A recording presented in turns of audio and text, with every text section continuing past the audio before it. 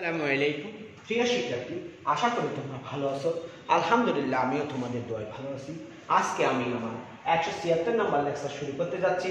আমার 176 নম্বর লেকচার শুরু করার পূর্বে তোমাদের প্রতি আহ্বান রাখবো, আমার ইউটিউব চ্যানেল ফ্লার্ক বিডি চ্যানেলটি সাবস্ক্রাইব করে নেওয়ার জন্য। ফ্লার্ক বিডি চ্যানেলটি সাবস্ক্রাইব করে নিলে আশা করি তোমরা উপকৃত হবে।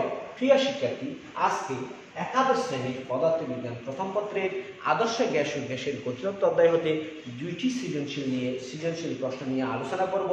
আজকে প্রথম সৃজনশীল প্রশ্নের উদ্দীপক হচ্ছে স্বাভাবিক তাপমাত্রা ও চাপে এক মৌল করে দুটি গ্যাস একই আয়তনের সিপিযুক্ত দুইটি পাত্রে রক্ষিত আছে। আবার বলতেছি, স্বাভাবিক তাপমাত্রা ও চাপে এক মৌল করে দুটি গ্যাস একই আয়তনের সিপিযুক্ত দুইটি পাত্রে রক্ষিত আছে। গ্যাস দুটির আণবিক ভর যথাক্রমে 2 গ্রাম এবং 32 গ্রাম। 2 গ্রাম এবং 32 গ্রাম। পাত্র দুটির মুখের সিপি একই সাথে খুলে দেওয়া হলো। পাত্র দুটির মুখের সিপি একই সাথে কি করা হলো? খুলে দেওয়া হলো। অ্যাভোগাড্রোর সংখ্যা Na সমান 6.023 × 10⁻³ এবং আদর্শ গ্যাস ধ্রুবক আর সমান 8.31 জুল পার মোল পার কেলভিন। এক নম্বর প্রশ্ন হচ্ছে, দ্বিতীয় পাত্রে গ্যাসের গড় গতিশক্তি কত? দ্বিতীয় পাত্রে গ্যাসের গড় গতিশক্তি কত? খ নম্বর প্রশ্ন হচ্ছে, পাত্র দুটি একই সাথে কালি হতে হলে দ্বিতীয় পাত্রের তাপমাত্রায় কিরূপ পরিবর্তন হবে? গাণিতিক বিশ্লেষণের সাহায্যে লিখো। আবার বলতেছি, পাত্র দুটি একই সাথে কালি হতে হলে দ্বিতীয় পাত্রের তাপমাত্রায় কিরূপ পরিবর্তন হবে? গাণিতিক ভাষায় লিখো। দেখো প্রিয় শিক্ষার্থী, খ নম্বর প্রশ্ন দেখো, গ্যাসের গড় গতিশক্তি বাহিত করছে। এখানে দেখো মৌল সংখ্যা n সমান 1 মোল। তাপমাত্রা, পরম তাপমাত্রা কেলভিন তাপমাত্রা 273 কেলভিন। এখানে বলছে স্বাভাবিক তাপমাত্রা, ঠিক আছে।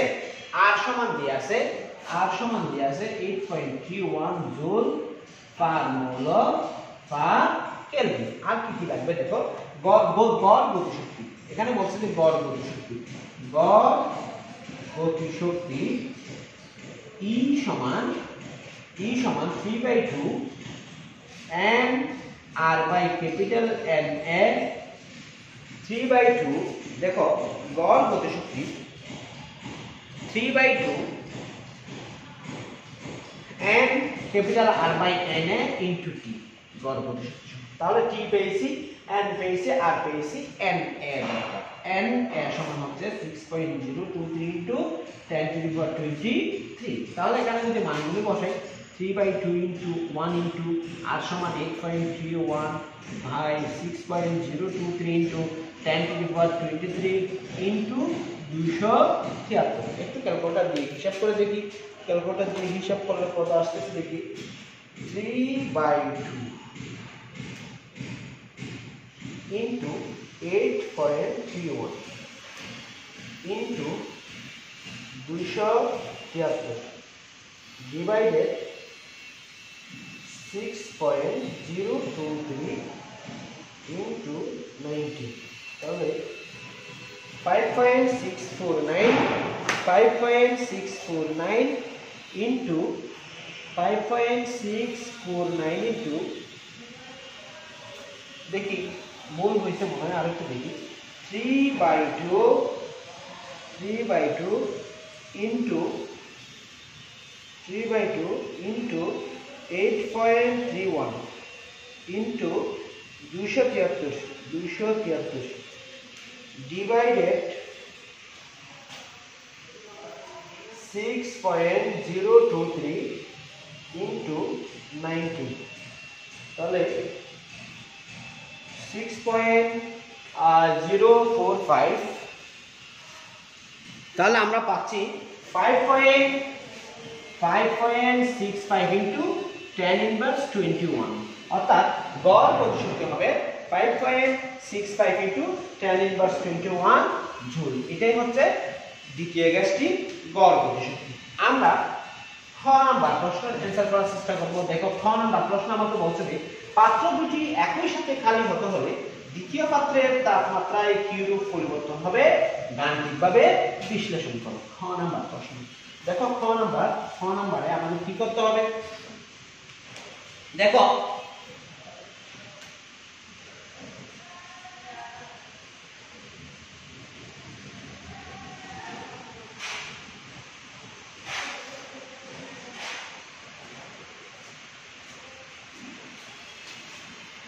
দেখো প্রিয় শিক্ষার্থী, দেখো দ্বিতীয় পাত্রের ক্ষেত্রে আমরা জানি রো প্রপোর্শনাল টু 1/t, অর্থাৎ ঘনত্ব তার পরম তাপমাত্রার ব্যস্তানুপাতিক। পরম তাপমাত্রার কি অনুপাতিক? ব্যস্তানুপাতিক। এটা হচ্ছে ঘনত্ব এবং তাপমাত্রার মধ্যে সম্পর্ক। দেখো দ্বিতীয় পাত্রে কি রয়েছে? 32 গ্রাম আণবিক ভর বিশিষ্ট গ্যাস রয়েছে। 32 গ্রাম আণবিক ভর বিশিষ্ট গ্যাস হচ্ছে অক্সিজেন। আর প্রথম পাত্রে 2 গ্রাম আণবিক ভর বিশিষ্ট কি রয়েছে? গ্যাস রয়েছে। 2 গ্রাম আণবিক ভর বিশিষ্ট গ্যাস হচ্ছে হাইড্রোজেন। দেখো এখানে যদি চাপ স্থির রেখে ঘনত্ব হ্রাস করা হয়, তো সেই ক্ষেত্রে কি হবে? তাপমাত্রা বৃদ্ধি পাবে। আবার ঘনত্ব বৃদ্ধি করা হলে তাপমাত্রা কি পাবে? হ্রাস পাবে। দেখো পাত্র দুটির তাপমাত্রা ছিল, আদি তাপমাত্রা ছিল 0 ডিগ্রি সেন্টিগ্রেড বা 273 কেলভিন। তাহলে দ্বিতীয় পাত্রের তাপমাত্রা হবে 273 কেলভিন বা 0 ডিগ্রি সেন্টিগ্রেড। এখন দেখো পাত্র দুটি যদি একই সময়ে খালি হতে হয়, পাত্রটি খালি হলে এর ঘনত্ব কি পাবে? হ্রাস পাবে। ফলে অবশ্যই কি বেড়ে যাবে? তাপমাত্রা বেড়ে যাবে। পাত্রটি যদি খালি হয় ঘনত্ব হ্রাস পাবে, ঘনত্ব হ্রাস পেলে কি বেড়ে যাবে? তাপমাত্রা, পরম তাপমাত্রা কি বেড়ে যাবে। এখন যদি একই সময়ে দুটি পাত্রের খালি হতে হয়, সেই ক্ষেত্রে প্রথম পাত্রের তুলনায় দ্বিতীয় পাত্রের তাপমাত্রা বেশি হতে হবে। প্রথম পাত্রের তুলনায় দ্বিতীয় পাত্রের তাপমাত্রা কি হতে হবে? বেশি হতে হবে। একই সময়ে পাত্র দুটি খালি হতে হলে প্রথম পাত্রের তুলনায় দ্বিতীয় পাত্রে তাপমাত্রা বেশি হতে হবে। কি হতে হবে? বেশি হতে হবে। প্রথম পাত্রের তুলনায় দ্বিতীয় পাত্রের তাপমাত্রা কি হতে হবে? বেশি হতে হবে। কারণ দ্বিতীয় পাত্রের গ্যাসের ঘনত্ব প্রাথমিক অবস্থায় কি ছিল? বেশি ছিল। দ্বিতীয় পাত্রের গ্যাসের ঘনত্ব, কারণ দ্বিতীয় পাত্রের গ্যাসের ঘনত্ব প্রাথমিক অবস্থায় বেশি ছিল। একটু লিখলে তোমরা কয় নাম্বার পাবা? 4 নাম্বার পাবা। আশা করি বুঝতে পেরেছো। দেখো প্রিয় শিক্ষার্থী, আরেকটি সৃজনশীল প্রশ্ন। আগে পদার্থবিজ্ঞান গবেষণাগারে 5.7 into 10 inverse 4 মিটার কিউব আয়তনে 3 গ্রাম নাইট্রোজেন গ্যাসকে 0.64 মিটার পারদস্তম্ভ চাপ ও 39 ডিগ্রি সেন্টিগ্রেড তাপমাত্রা থেকে প্রমাণ চাপ ও তাপমাত্রায় রূপান্তর করো। আবার বলতেছি, আমি পদার্থবিজ্ঞান গবেষণাগারে 5.7 into 10 inverse 4 মিটার কিউব আয়তনে 3 গ্রাম নাইট্রোজেন গ্যাসকে 0.64 মিটার পারদস্তম্ভ চাপ ও 39 ডিগ্রি সেন্টিগ্রেড তাপমাত্রা থেকে প্রমাণ চাপ ও তাপমাত্রায় রূপান্তর করে। এতে গ্যাসের আয়তন ও গতিশক্তি উভয়েরই পরিবর্তন ঘটল। আয়তন ও গতিশক্তি উভয়েরই কি ঘটল? পরিবর্তন ঘটল। নেহাল বলল গ্যাসের গতিশক্তি ও আয়তন উভয়ই হ্রাস পেল। গ্যাসের গতিশক্তি ও আয়তন উভয়ই কি পেল? হ্রাস পেল। নাইট্রোজেনের গ্রাম আণবিক ভর 28 গ্রাম এবং R সমান 8.31 জুল পার কেজি। খ নম্বর বলতেছে প্রমাণ চাপ ও তাপমাত্রায় গ্যাসটির আয়তন কত। খ নম্বরে বলতেছে নেহালের মধ্যে বৈষয়িক ছিল কিনা গাণিতিকভাবে বিশ্লেষণ করো। খ নম্বর দেখো। খ নম্বর প্রাথমিক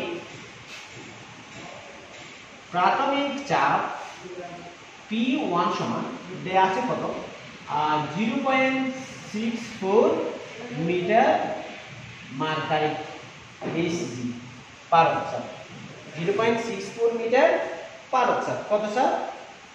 0.6 মিটার পারদ চাপ। চূড়ান্ত চাপ হবে, চূড়ান্ত চাপ P2 সমান হবে 0.76 মিটার মার্কার। প্রাথমিক তাপমাত্রা দেখো, প্রাথমিক তাপমাত্রা T1 সমান হচ্ছে 39 ডিগ্রি সেন্টিগ্রেড, মানে হচ্ছে 39 যোগ 273 সমান হচ্ছে যে 9 3 ভারত 2 7 হলো কত? 1 7 11 3 312 কেলভিন। চূড়ান্ত তাপমাত্রা T2 সমান 273 কত? 73 কেলভিন। এরপর আছে কি, আমাকে বাইর করতে বলছে গ্যাসটির আয়তন কত। প্রাথমিক আয়তন দিয়ে আছে, প্রাথমিক আয়তন V1 সমান দিয়ে আছে 5.7 × 10⁻⁴ মিটার কিউব, এবং চূড়ান্ত আয়তন V2 সমান জানি না। দেখো আমরা জানি P1V1/T1 সমান V2V2/T2। আমার V2 দরকার। V2 সমান হবে P1V1/T1 into T2, P1V1/T1 into T2।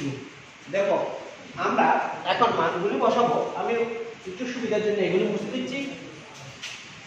দেখো মানগুলি বসালে আমরা কি পাবো, বা V2 সমান P1 সমান ছিল 0.64, আর V1 সমান ছিল 5.7 × 10⁻⁴, T2 সমান ছিল 273, এবং T1 ছিল কত জানি,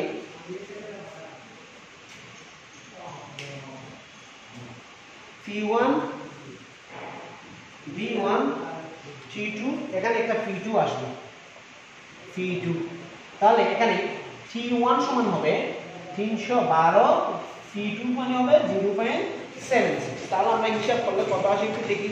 আমাদের হিসাব করলে 0.64 into 5.7 into -4 into 273 divided 312 divided 0.76, তাহলে আমরা কত পাচ্ছি?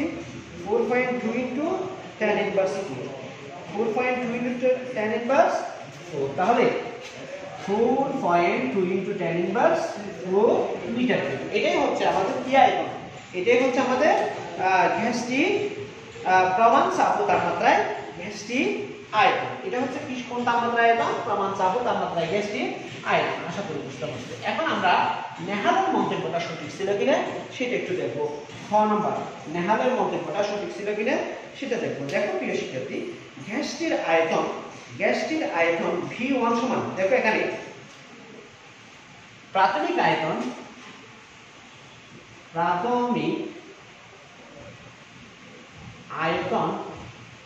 V1 সমান হচ্ছে 5.7 × 10⁻⁴ মিটার কিউব। চূড়ান্ত আয়তন V2 সমান পাইলাম আমরা কত? 4.2 × 10⁻⁴ মিটার কিউব। এখানে দেখো B1 is greater than V2, B1 is greater than কি? V2।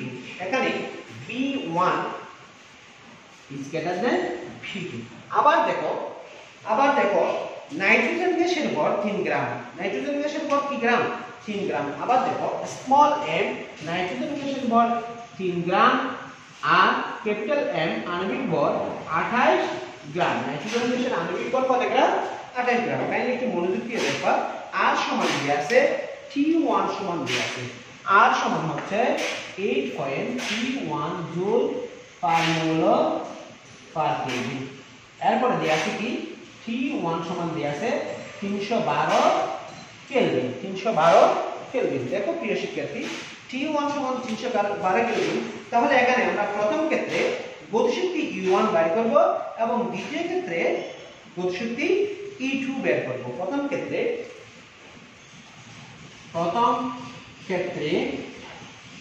গতিশক্তি E1 সমান, প্রথম ক্ষেত্রে গতিশক্তি E1 সমান, দেখো প্রিয় শিক্ষার্থী, 3/2 n আর T1। দেখো আমরা এখানে m সমান লিখতে পারি small m by capital M। তাহলে আমরা যদি এখানে মানগুলি বসাই 3/2 ইনটু m সমান হবে small m by capital M। আমরা সরাসরি বসাই দিই, তাহলে আমরা এখানে কত পাচ্ছি 3/28। 3 বাই কত 28, 3/28 ইনটু 8.31 ইনটু 8.31 ইনটু 312, 300 কত 12। এখন দেখো প্রিয় শিক্ষার্থী, তাহলে আমরা কত পাচ্ছি একটু ক্যালকুলেটরে হিসাব করে দেখি। আমরা পাচ্ছি 3/2 ইনটু 3/2 ইনটু 3/28 ইনটু 8.31 ইনটু 312। তাহলে আমরা পাচ্ছি কত 416.69, 416.69 জুল। এটা হচ্ছে প্রথম ক্ষেত্রে গতিশক্তি। দ্বিতীয় ক্ষেত্রে